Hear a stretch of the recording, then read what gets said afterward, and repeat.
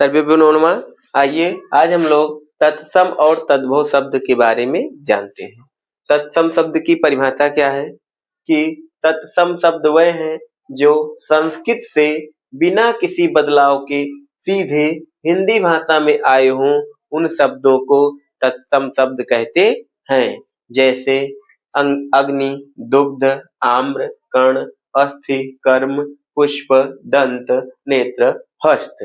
ठीक, अर्थात कहने का मतलब ये है कि कुछ शब्द ऐसे हैं जो संस्कृत भाषा के शब्द हैं, वो हिंदी भाषा में उसका प्रयोग होने लगा, उन शब्दों को हम तत्सम शब्द कहते हैं। ठीक, आइए तद्भव शब्द क्या होता है।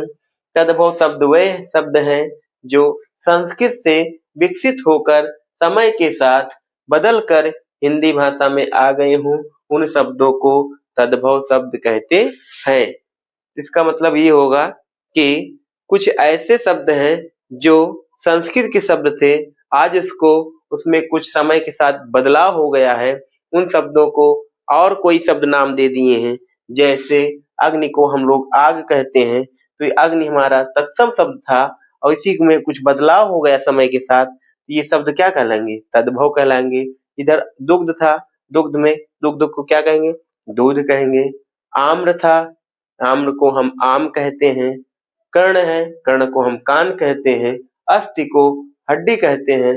कर्म को काम कहते हैं। पुष्प को फूल और दंत को दांत, नेत्र को आंख और हस्त को हाथ कहते हैं। ठीक, इस तरह से आपके ये तत्सम और तद्भव शब्द हैं। धन्यवाद। नमो नमः।